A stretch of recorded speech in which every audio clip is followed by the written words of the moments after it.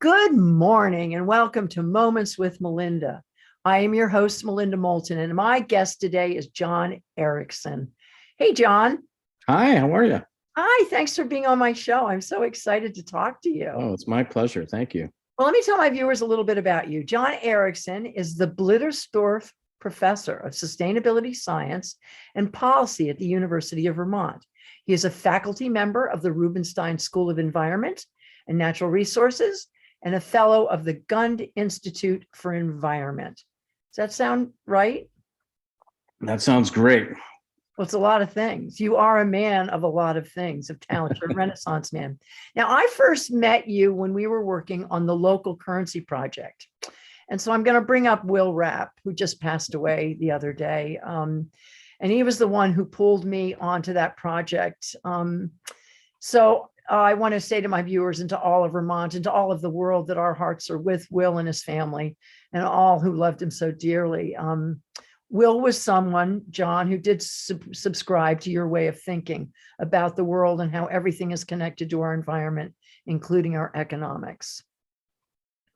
He was, yeah. I mean, Will, what a giant. We've lost another giant.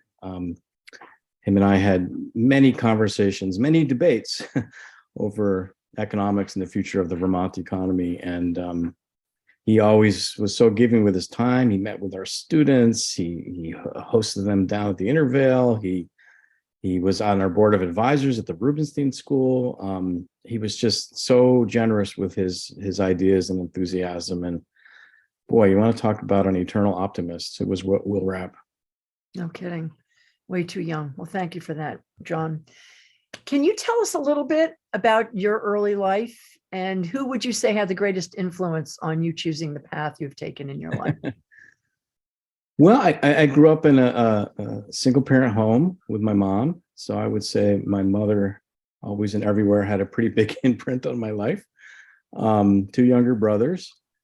And yeah, I mean, she was a Head Start teacher, and then she was a preschool teacher, and she saw the good in everybody. I mean, some of my earliest memories as a kid was, waking up to the woman who had been, beaten by her alcoholic husband on our couch, or the kids who didn't have anything to eat at our home, and we certainly didn't have much. She was someone who taught me a kind of a set of values and an ethic, both for each other, but for the earth. She spent every waking moment making sure that myself and my two younger brothers lived a full life outdoors. And so, yeah, I think my mom had a huge influence on me. Bless her heart. Is she still with you? She is, yeah. She has Alzheimer's now. We tried to move her in with us here in Vermont, and that didn't go so well. So we currently have a husband and wife that are living with her at her home in Saratoga Springs. And in honor of your mother, we're so glad that she created you and gave you to us. Were you born and raised in Vermont? No, I grew up in Saratoga Springs, New York. What brought me to Vermont was the job at the University of Vermont in 2002. So I've been here for a good stretch, but my first life was a competitive ski racer. So I always thought about Vermont in terms of its mountains and its ski areas, and always wanted to figure out a way to move to Vermont. And along came this job, and here I am. Do you still race? No, I wish I did. I wish I had time to. Well, both of my boys grew up racing. My brothers grew up racing. I know is it your granddaughter who races? Yeah, there is, but there's this Thursday night group with my son and all of these folks that are in their 50s who are racing up at Bolton on Thursday nights. God. I should connect you with them. It's only a few hours, and boy, they have a ball. I'm going to do that when this show's over. It is a gravity sport, and I've got that on my side these days. But you are a scholar, a Renaissance man, and I want to jump into your work. Tell us a little bit what ecological economic theory is, which drives so much of your work, Jon. Yeah, I think it's nothing more than thinking of the economy as an ecosystem, right? the economy as a system that is interdependent on society and culture, that's interdependent on our environment. Not this kind of abstracted human thing that has its own set of rules and its own sort of internal goals, but truly thinking of the economy as embedded inside of the natural environment. You know, one of my mentors, Herman Daly, who also recently passed away, spent a whole career just drawing a square inside a circle, right? Here's the economy and here's the environment, and one sits inside the other. And the economy, as it expands, it doesn't expand into the void, it expands into a fixed finite planetary system. So ecological economics to me is just simply 21st century economics, right? Where we come to terms with those kinds of trade-offs. Thank you for that. Now, you are a prolific writer with over 100 conference papers, research reports, and press articles, and 7 books.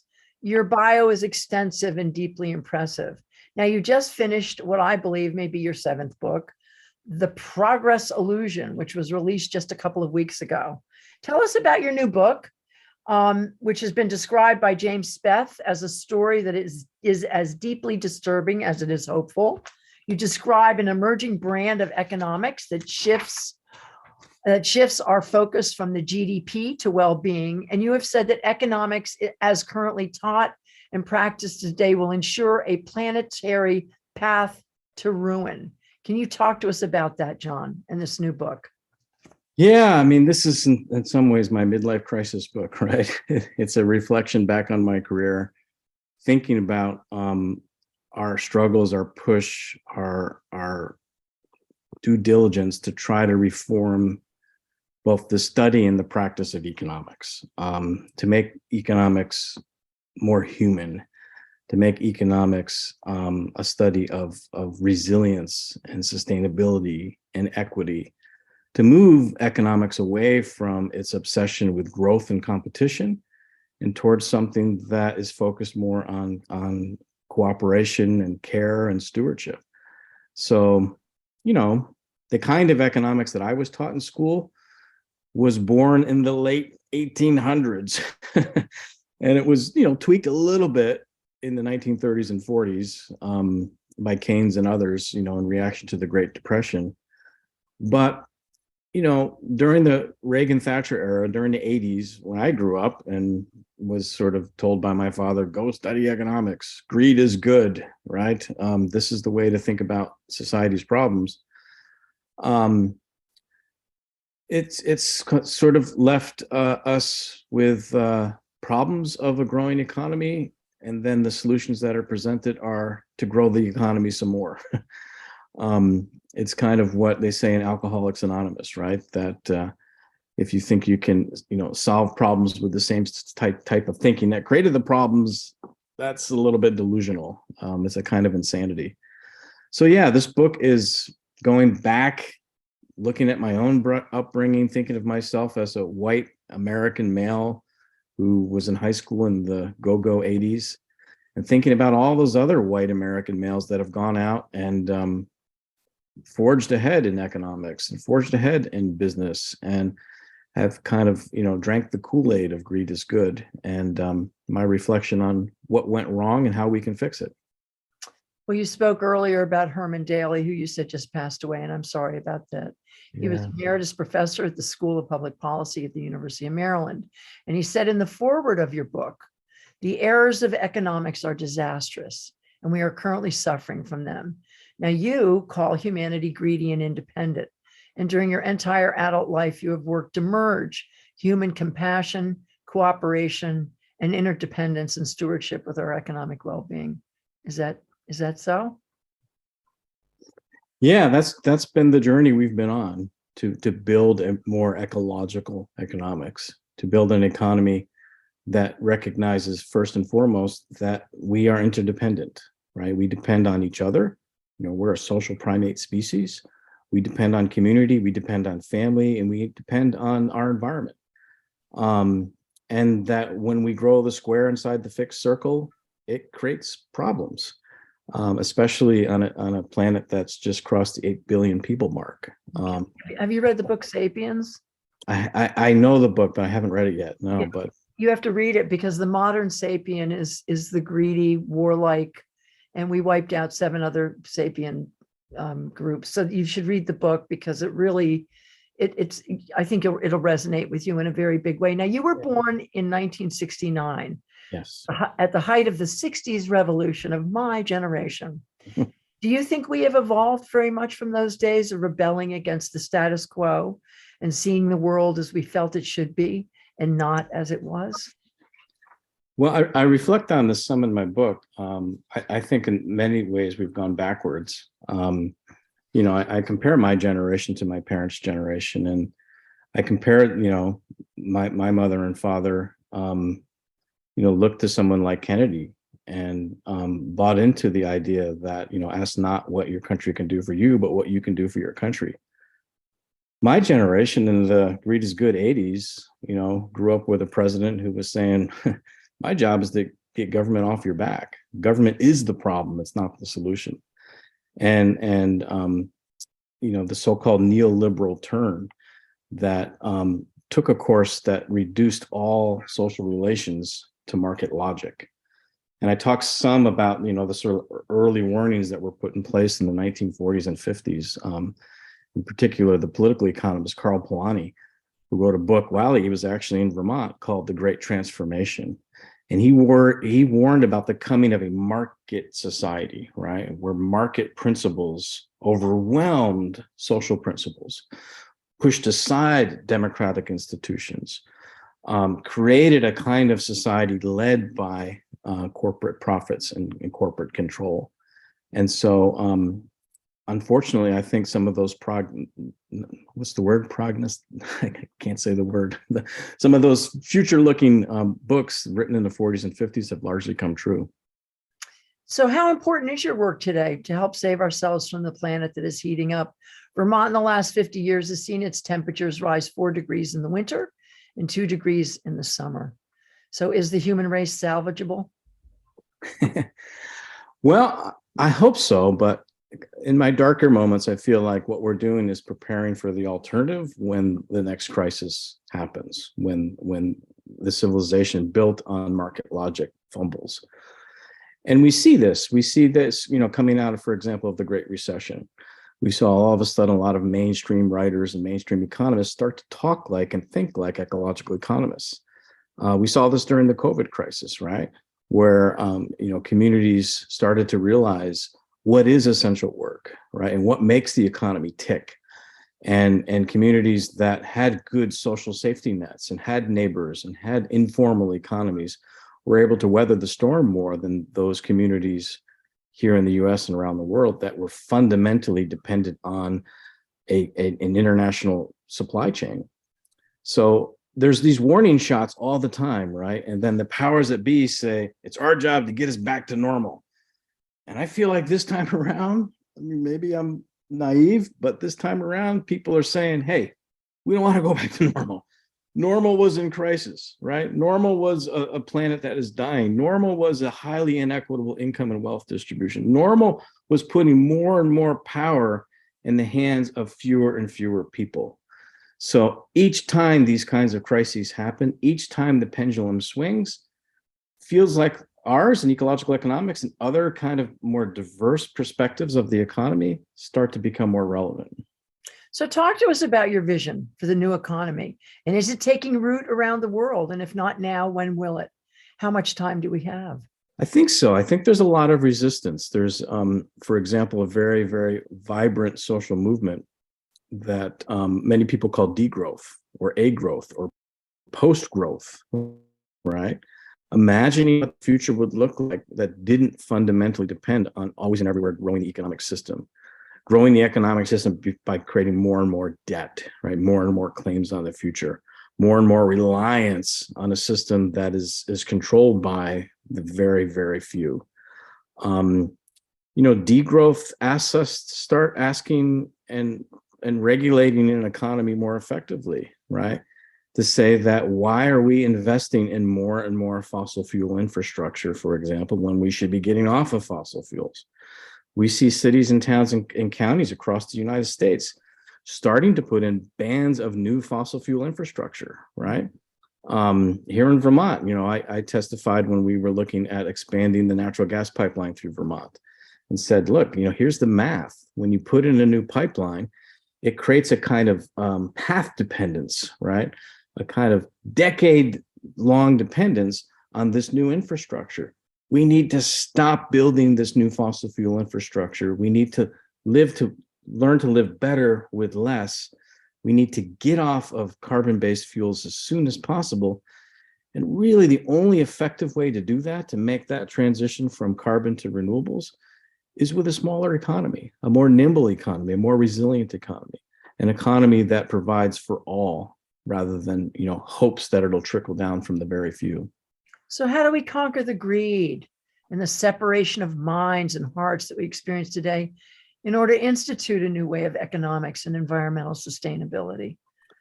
Well, I don't think greed is the default condition of humanity. I think that greed is reinforced and brought out, expressed through the kinds of institutions that we create. Part of this book was an exploration of human nature, Homo sapiens, right? And moving away from this very narrow model that economics is built on called Homo economicus, right?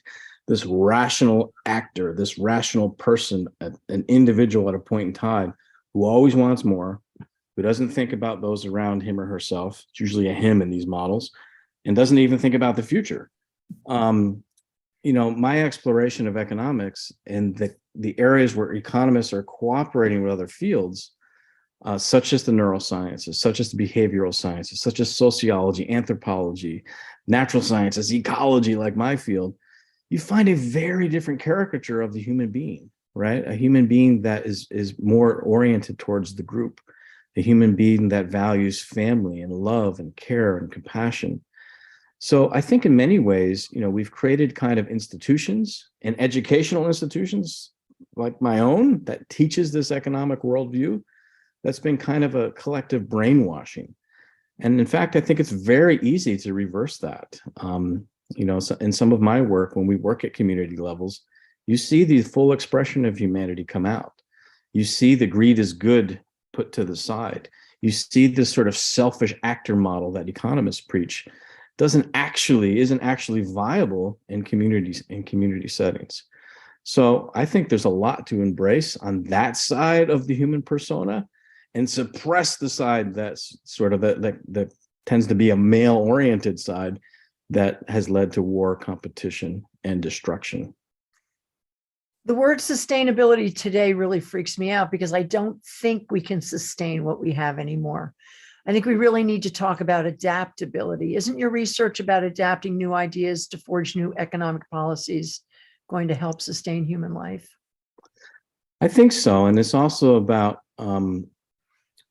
really questioning the human centricity of our thought systems, right? Making room for all of life on planet Earth. Economics, law, political science. So many of our thought systems that we teach our young people are entirely human-centric, right? They're actually built on a Judeo-Christian faith system that places the human at the top of the ladder of nature, right? With control over the environment. We're learning through complexity science, through really embracing the lessons from evolutionary biology, through understanding the human as a social primate species. We're learning that these models are not only fundamentally wrong, but they're dangerous, right? So I see this movement towards a kinder, gentler, more compassionate economics as a simple next stage of our own social evolution. If you think of the economy as an ecosystem, right? When an ecosystem is young, like our northern hardwood forest, when our northern hardwood forest want to come into a farm field in Vermont, the attention's put on growth and competition and get to the top of the heap as fast as possible, a winner takes all ecosystem. But as an ecosystem matures, right, it doesn't continue to focus on growth and competition. It shifts its attention to resilience and care and cooperation, right, to last and sustain over the long haul. Right. It's a simple evolution that we need to be encouraging in our own institutions to bring about this kind of shift in thinking. So in that vein, Jon, do you believe that humans as a species have the ability to create a world driven by love, compassion, care, and empathy? My faith has been shaken these past 6 years. Hate groups are rising in the country. I think it's all around us. I think it's you know, the impetus for this book actually came out of Occupy Wall Street and my participation in that down in New York City, and realizing that, you know, people weren't out there marching and protesting for more greed, right, or more money, or more of anything. They were protesting for a return to a kind of values that respect all humans of all kinds. They're not there anymore. But that movement was so powerful for me. Now, listen, it is said that the number one most important thing that we can do as humans to save the planet is to educate girls. What do you think about that? Well, it certainly has been shown time and time again, empirical studies, that when we empower women, when we educate women, when we give women particularly decision authority over their own autonomy, particularly their reproductive autonomy, that takes the pressure off of our populations, that it creates smaller family sizes, that it creates investment in the children that are in our world. Women empowerment is, you know, if there is a secret sauce, it's not such a secret. That's it. And I do feel like fields like mine, economics, have gone the way of a very dangerous thought system because they have been so male dominated. So you are a social entrepreneur, and you're creating non-governmental organizations that work to bring science and policy together. Talk to us about your 4-part documentary series, Bloom, that actually earned you an Emmy, Jon. Congratulations. Yeah, thank you. Yeah, my youngest son, Jon, is a filmmaker, and he kind of brought me into the film world and helped me realize that, you know, for every problem, there's a unique communication solution, you know. And certainly in my world, we get rewarded to cranking out more and more academic papers that other academics read.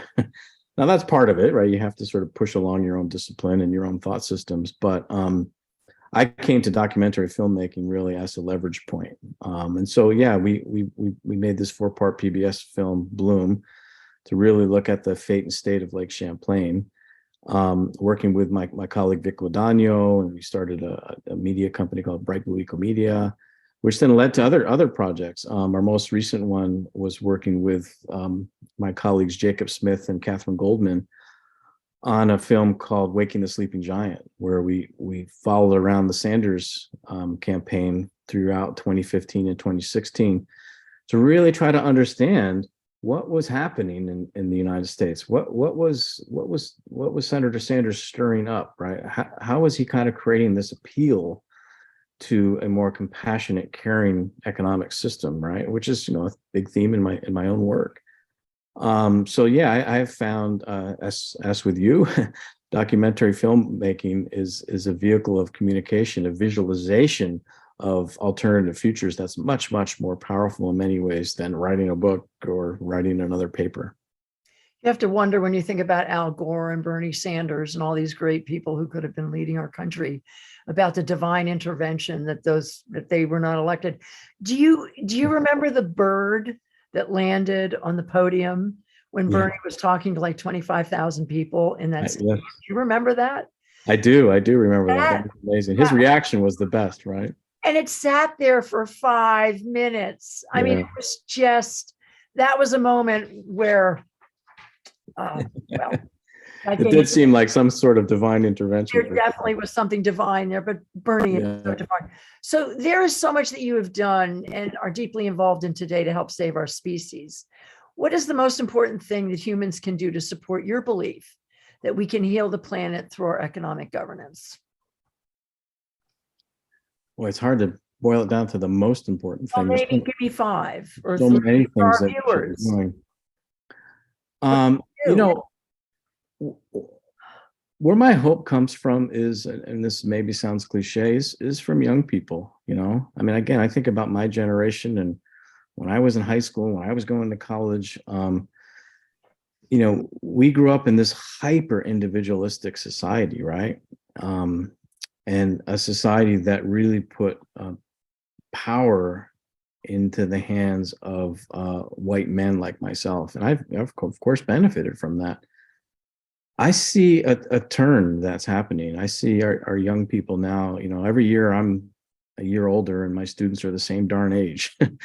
And every year I'm so enthralled, inspired by their lesson that, less is more, that we all don't need to have a car we can share, that we all don't need to have, a 4,000 square foot home, right? We can share, that we can create the sharing and caring economy. We can create less material consumption. We can create a world where well-being increases by shrinking our material economic system. And in fact, the statistics show this, right? If we plot per capita income across nations across the world, we find that the high per capita income countries, especially the countries that have high income inequality, have some of the worst social outcomes. So I feel like our next generation, our students coming up through that are starting to get into positions of leadership, that are starting to be elected to boards and nonprofits and state legislatures and school boards. This is that kind of slow wave change that I've invested my life in, that where I think there's the most hope. Will it happen fast enough and far enough? Oh, boy, I don't know. I know Senator Sanders has put a lot of his attention on, getting more people elected from the grassroots right on up through the system. And I think there's a lot of lessons to be learned here. Instead of focusing on, the charismatic leader that we elect every 4 years, that we have to see investment in leadership throughout our communities and economy. Beautifully said. Beautifully said. Are you excited about fusion? I mean, nuclear to me is always a big freak out, but at the end of the day, fusion, I mean, yesterday, big day, right? Big day for physicists. I'm not sure it's a big day for society. All right, well, that's important. That's a whole nother interview. But listen, I could talk to you forever, Jon Erickson. You have done so much in your short 50 plus years. And to me, you are as close to a superhero that there is. So thank you for all you do and all that you are. And to my viewers, please order your copy. This is a great story. This is not a geeky book that you can't get your head around, although I can be quite geeky. This is a beautiful story about your life and how you've applied your life to bringing the planet and the economy together to help save our species. The Progress Illusion by Jon D. Erickson. And as he says, we can reclaim our future from the fairy tale of economics. And perhaps if we all come together, we can do just that and save our species. So Jon Erickson, to you, I thank you for your time. I thank you for your mind and all that you've done. It's just been grand following your career. And thank you. Thank you so much. And to my viewers. Thank you for all your work. You are what makes Vermont special. Thank you. Thank you, Jon. And to all my viewers, I wish you a happy holiday. We have some snow out there and it looks like it's going to give us a big snowstorm on Friday. So enjoy this holiday and I will see you next year. Bye-bye.